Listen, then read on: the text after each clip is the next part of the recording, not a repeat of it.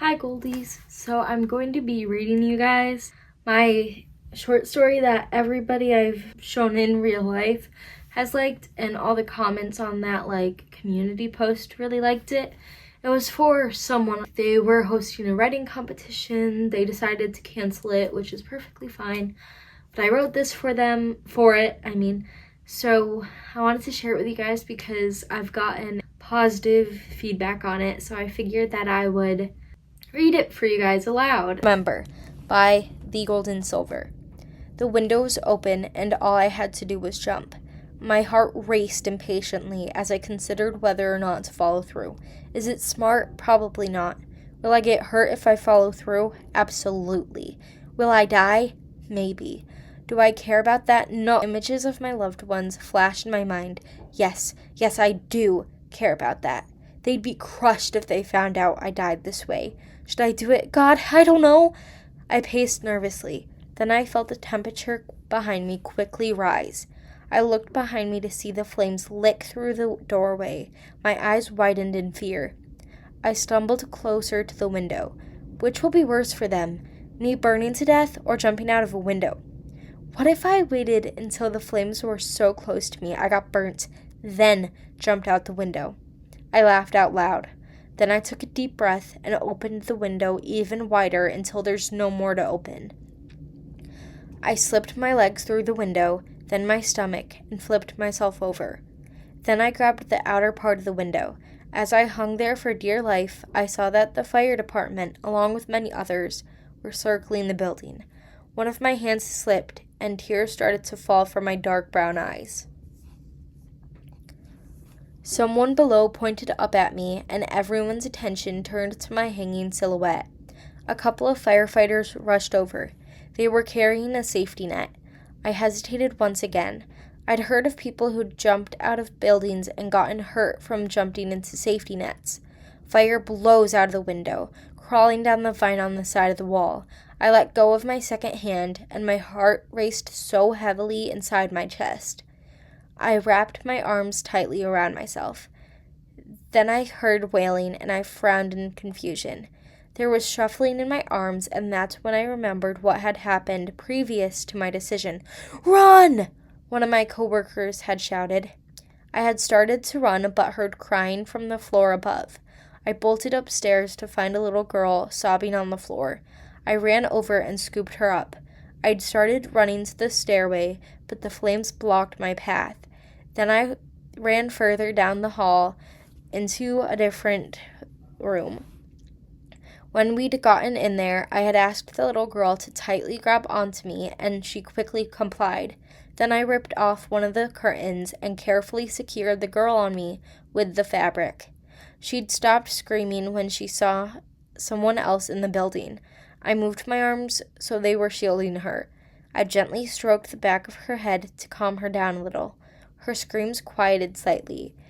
Then when the landing finally came, I fell painfully on my back. At least it wasn't her, I thought. My vision that had blurred from the fall went fully black, my whole body filled with intense pain. There had initially been ringing in my ears, and after it had subsided, everything had gone silent. Blood filled my mouth as my teeth bit into my tongue. I could smell the smoke from the burning building. When I came to, there was a couple of people standing over me. One was the girl I had rescued from the fire. She had brilliant blue eyes and dark brown hair. Her skin was the color of sand on the beach. The other was a man with golden blonde hair. He had the same colored eyes as the little girl. His skin was slightly darker than the little girl's. "Hello?" I asked. My voice was very raspy.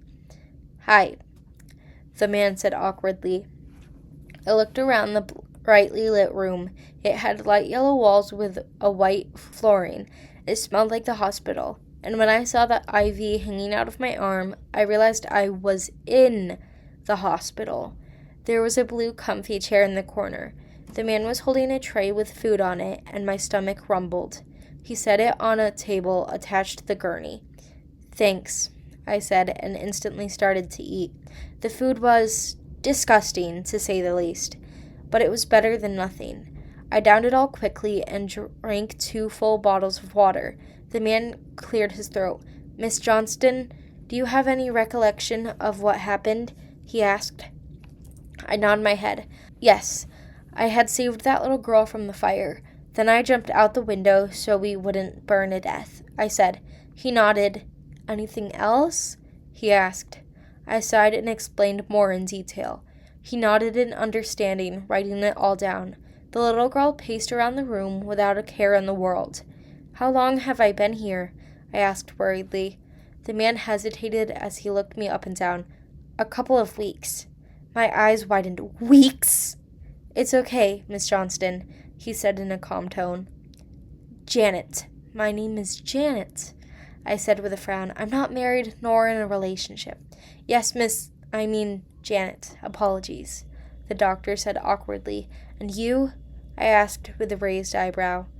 Robert Gibson, he said, but you can call me Dr. Gibson.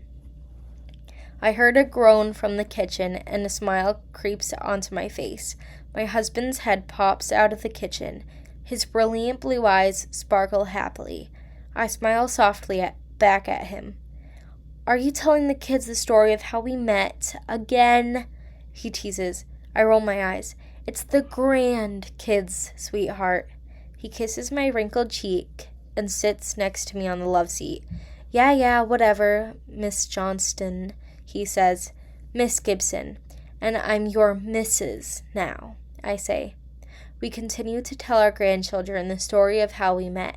Some stories of how your parents or grandparents met are boring, but me and Robert's was a day to remember. Thank you for watching. Bro, I'm scared. I don't know why.